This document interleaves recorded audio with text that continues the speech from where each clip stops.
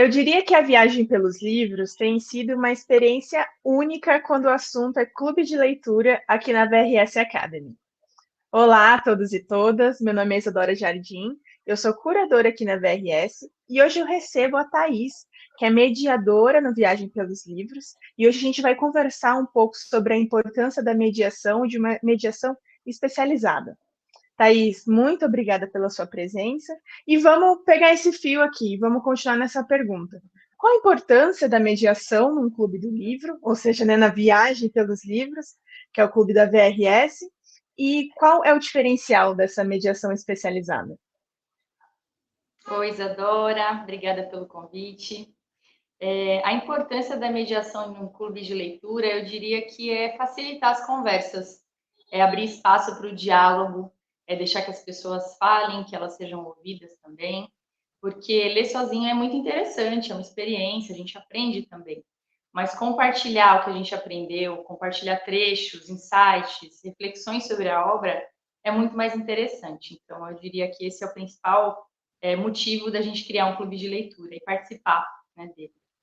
E no caso de uma mediação especializada, por exemplo, no Viagem pelos Livros, a gente fala, no ano passado, por exemplo, a gente em cada mês teve um livro de uma nacionalidade diferente, de um autor ou de uma autora, a maioria mulheres, onde a gente pôde navegar por diversas culturas, histórias.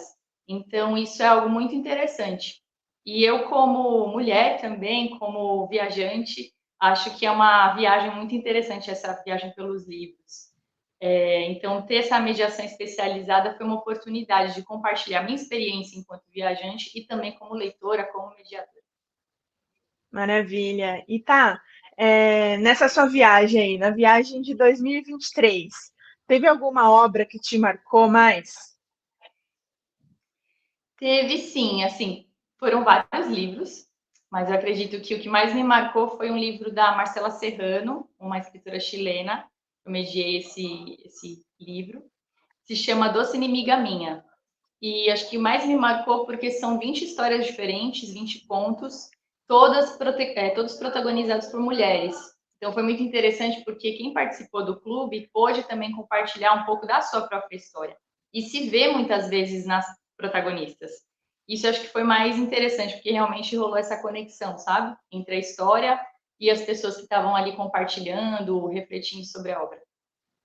Teve algum ponto específico que te chamou mais atenção nessa obra? Olha, eu diria que a maioria dos contos, né, desse livro falavam muito sobre maternidade, sobre patriarcado, sobre violência contra a mulher, alguns. Então, durante a leitura, né, durante a conversa sobre o livro, foi muito interessante, porque a gente navegou sobre diversos temas. Então, acho que os temas foram os pontos mais importantes nessa obra. E ainda nessa questão da identificação, né? Uma autora que tem gerado nos últimos tempos muita identificação e tem feito muito sucesso é a Helena Ferrante. Não sabemos quem é a Helena Ferrante, né? Que é um pseudônimo, se é uma mulher, se é italiana. Eu acho que só dá para ser mulher para escrever o que ela escreve.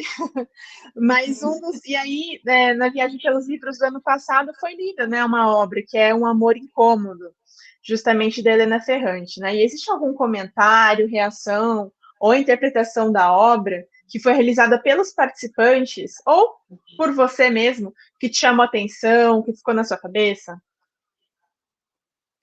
Olha, Isa, realmente, sim, Helena Ferrante, quando a gente fala dela, né, eu acredito que seja ela mesmo, é muito interessante, porque todas as obras que ela escreve têm personagens muito fortes, né, protagonistas bem emblemáticas, assim.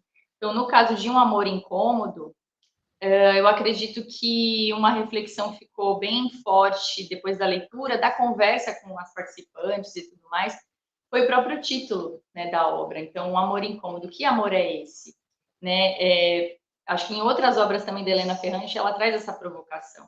Seria um amor incômodo entre a mãe e a filha, né, no caso, a mãe Amália, e a filha Délia, que tem essa relação um pouco conturbada. Seria o amor entre a Adélia, entre a Amália, no caso, e o marido dela, né? Então, a Adélia, ela tinha pais que tinham uma relação de violência entre si, né? de violência contra a mulher, no caso. Então, fica sempre essa questão do próprio título. Outros títulos também da Helena Ferrante, como A Filha Perdida, né, que teve até o filme também, também traz essa provocação. Que filha perdida é essa? É a protagonista? É a mãe dela? São as filhas dela? É a menina que ela encontra? É a boneca? Enfim, acho que toda a obra da Helena Ferrante é muito intrigante e aí faz a gente pensar também no próprio título, na origem mesmo, sabe? Tá, esse é só um trechinho, né? Uma conversa tão curta aqui que a gente tem para responder algumas questões, mas trocas como essa acontecem muito, né, nos clubes de leitura e, sobretudo, no Viagem pelos Livros. Então, eu gostaria de agradecer novamente pela sua presença, por dividir um pouco da sua sensibilidade com a gente, e gostaria de convidar quem está assistindo a participar do Viagem pelos Livros de 2024. Muito obrigada a todos pela audiência e até a próxima. Obrigada, até mais.